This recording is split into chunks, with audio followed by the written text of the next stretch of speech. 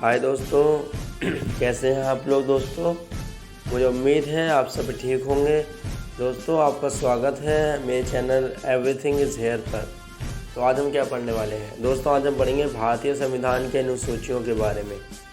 8+4, देखिए 8+4। अगर आप अनुसूचियों के बारे में जानना चाहते हैं तो आप मेरी इस वीडियो को पूरा देखें। तो दोस्तों हम शुरू करते हैं अपनी ये वीडियो। देखिए मेरे साथियों, जब हमारा संविधान, पहला क्वेश्चन तो ये है कि जब भारत का संविधान बना था तो उस समय कितनी अनुसूचियाँ थी। तो दोस्तों 1949 के समय पर जब हमारा संविधान बना था उस समय भारतीय संविधान के अंदर 4 अनुसूचियाँ थीं, लेकिन 8 अनुसूचियाँ थीं। लेकिन अब 8+4 यानी कि 12 अनुसूचियाँ हैं। हम 12 अनुसूचियों को एक एक करके अच्छे से पढ़ेंगे। तो दोस्तों आप इस वीडियो को पूरा देखें। देखिए अनुसूची 1 में लिखा है भारत के बारे में, भारत के राज्यों के बारे में और भारतीय केंद्र शासित प्रदेश के बारे में जो है अनुसूची 1 में लिखा है। ठीक है। अनुसूची 2 में लिखा है वेतन भत्ते, यानी कि जितने भी MP हैं, PM हैं, जजेस हैं, राष्ट्रपति हैं, उपराष्ट्रपति हैं, सभी के तनख्वाह के बारे में लिखा है अनुसूची 2 में। अगला है दोस्तों अनुसूची 3। अनुसूची 3 में लिखा है शपथ के बारे में, यानी कि जितने भी MP, जजेस वगैरह, राष्ट्रपति, उपराष्ट्रपति, प्रधानमंत्री, ये सब शपथ कैसे लेंगे, इन्हें शपथ कौन दिलाएगा, इन सब की शपथों का प्रावधान हुआ है अनुसूची 3 में। दोस्तों अनुसूची 4 में लिखा है राज्यसभा के बारे में, यानी कि राज्यसभा के मेंबर के बारे में। अनुसूची 4 में राज्यसभा के मेंबर के बारे में लिखा है कि कितने मेंबर किस राज्य से, कितने MP जो हैं, यानी मेंबर ऑफ पार्लियामेंट, कितने मेंबर जो हैं किस राज्य से आएंगे। दोस्तों अनुसूची 5 में लिखा है ST और SC के बारे में।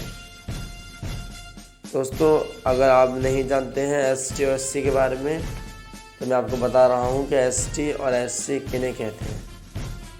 ठीक है दोस्तों, SC यानी ऐसे वो लोग होते हैं जो सॉरी दोस्तों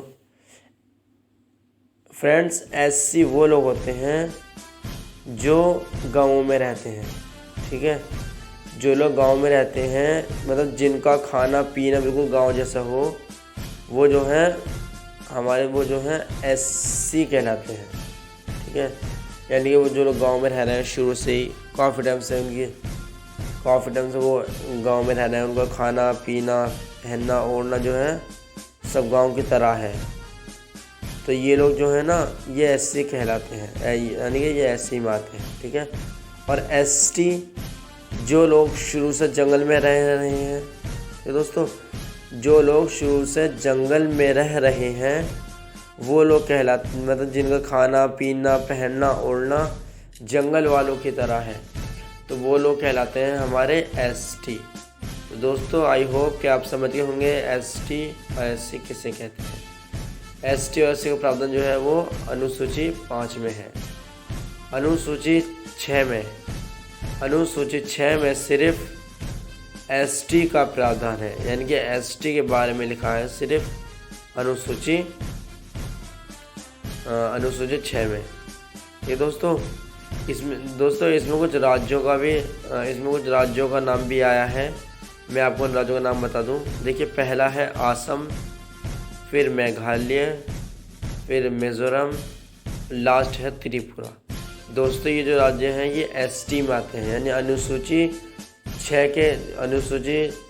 5 में तो बताया है कि ST और SC के बारे में। ठीक है, और अनुसूची 6 बताया है खाली ST के बारे में। तो जो ST है दोस्तों, ये ST जो है उसमें आते हैं, मतलब ST के बारे में बताया है, सिर्फ जो लोग जंगल में रहते हैं उनके बारे में सिर्फ बताया है। और इसमें कुछ राज्यों के नाम बताए हैं, जैसे असम, ठीक है, मिज़ोरम, मेघालय, त्रिपुरा, ये राज्यों के नाम, ये अनुसूची 6 में है। दोस्तों अनुसूची 7, दोस्तों ये बहुत ज़रूरी है। अनुसूचित 7 में बताया गया है हमारे देश में जो 2 सरकार है ना, 2 सरकार हैं, ठीक है दोस्तों, 2 तरह की सरकार है ना, एक केंद्र सरकार और एक जो है राज्य सरकार, ठीक है दोस्तों। अब इनके जो विषय हैं, ये सरकार किन किन विषयों पर काम करेगी, इस विषय के बारे में अनुसूचित 7 में बताया गया है, ठीक है। अब जैसे कि जब हमारा संविधान बना था तो केंद्र सरकार के पास 97 विषय थे, यानी कि 97 ऐसे विषय थे जिन पर सिर्फ ये सब केंद्र सरकार काम करेगी। इसमें जो है राज्य सरकार कोई दखल नहीं देगी, ठीक है। यानी जब हमारा संविधान बना था तो केंद्र सरकार के पास 97 विषय थे जिन पर सिर्फ केंद्र सरकार काम करेगी। इसमें जो है जो राज्य सरकार है ये दखल अंदाजी नहीं कर सकती। अब लेकिन दोस्तों अब के टाइम पर जो विषय हैं जो 97 थे, अब वो बढ़कर 100 हो गए हैं। तो 100 ऐसे विषय हैं जिन पर सिर्फ केंद्र सरकार काम करेगी। दोस्तों अब आते हैं राज्य सरकार पे। राज्य सरकार के पास जब संविधान बना था तो राज्य सरकार के पास 66 ऐसे विषय थे जिन पर सिर्फ राज्य सरकार काम करेगी जब संविधान बना था, ठीक है दोस्तों। जब संविधान बना था तो राज्य सरकार के पास 66 ऐसे विषय थे जिन पर सिर्फ राज्य सरकार काम करेगी। इसमें जो है ये जो सरकार है केंद्र सरकार राज्य सरकार के विषयों में दखल नहीं दे सकती, ठीक है दोस्तों। तो ये आपने देखा। और देखिए कुछ विषय ऐसे हैं जिन पर ये दोनों सरकार मिलकर काम करेंगी, ठीक है दोस्तों। अब उनके विषय हैं, देखिए जब संविधान बना था तो कुछ ऐसे विषय थे जिन पर दोनों सरकार मिलकर काम करेंगी ठीक है। लेकिन अब वो विषय हो गए हैं 52। अब 52 ऐसे विषय हैं दोस्तों जिन पर दोनों सरकार मिलकर काम करती है, ठीक है दोस्तों। अब यानी कि कितने हो गए 52 यस। तो 52 ऐसे विषय हैं जिन पर दोनों सरकार मिलकर काम करती है। आई होप कि दोस्तों ये क्लियर हो गया होगा आपका सरकार का काम करने वाला, ठीक है दोस्तों। अब देखिए अब ये अनुसूचित 7 तो हो गई आपकी, ठीक है। यानी कि दोनों सरकार जो है वो मिलकर काम करेंगी। 52 ऐसे विषय हैं जिन पर दोनों सरकार मिलकर काम करती हैं। दोस्तों ये हो गया हमारे अनुसूचित 7 में ये लिखा है। यानी कि देखिए मैं कंबाइन कर रहा हूँ। अनुसूचित 7 में लिखा है केंद्र सरकार और राज्य सरकार के विषयों के बारे में। जब हमारा संविधान बना था तो केंद्र सरकार के पास 97 विषय थे जिन पर सिर्फ केंद्र सरकार काम करेगी। और जब संविधान बना था और 47 ऐसे विषय थे जिस पर सिर्फ राज्य सरकार काम करेगी। लेकिन और इसमें ये 47 नहीं 66 ऐसे विषय थे जिन पर राज्य सरकार काम करेगी। तो दोस्तों अब देखिए अब के टाइम पर जो केंद्र सरकार के विषय हैं वो 100 हैं, जो राज्य सरकार के हैं वो 61 हैं, ठीक है। इनमें दोनों दखलंदाजी नहीं कर सकते। और जिन पर दोनों मिलकर काम करेंगे वो हैं 47 विषय शुरू में जब संविधान बना था। अब वो विषय हो गए हैं 52। तो 52 ऐसे विषय हैं जिन पर दोनों सरकार मिलकर काम करती हैं। तो दोस्तों आई होप कि आपको क्लियर हो गया होगा। देखिए दोस्तों अनुसूची 8 में लिखा है, 7 हो गए हमारे। अनुसूची 8 में लिखा है मानक भाषाओं के बारे में, ठीक है दोस्तों। यानी कि कौन सी भाषा कौन सी में आई। देखिए दोस्तों 21वें संशोधन में एक भाषा आई थी, ठीक है। देखिए मैं आपको बताऊँगा कैसे कैसे भाषा आई। देखिए 21वें संशोधन में एक भाषा आई थी, उस भाषा का नाम था सिंधी भाषा, ठीक है दोस्तों। और 71वें संशोधन में 3 भाषाएं आई थी, ठीक है। कोंकणी, मणिपुरी और नेपाली, ठीक है दोस्तों। 3 भाषाएं जिसे विदेशी भी कहते हैं, ये 21वें संशोधन में आई थी, ठीक है दोस्तों। और 4 भाषा आई थी 22 कह रहा 92 संशोधन में, संथाली, मैथिली, डोगरो और बूढ़ी। इससे कोई फ़र्क नहीं पड़ता, लैंग्वेज आगे पीछे कोई दिक्कत नहीं है। ठीक है दोस्तों, तो ये थी हमारी मानव भाषाएं जो अनुसूची 8 में बताई गई हैं। देखिए अनुसूची 8 में मानव भाषाओं के बारे में बताया गया है। मानव भाषाओं के बारे में बताया गया है। अब देखिए 21वें संशोधन में सिंधी भाषा यानी एक भाषा थी सिंधी भाषा। 71वें संशोधन में 3 भाषा यानी कोंकणी, मणिपुरी और नेपाली।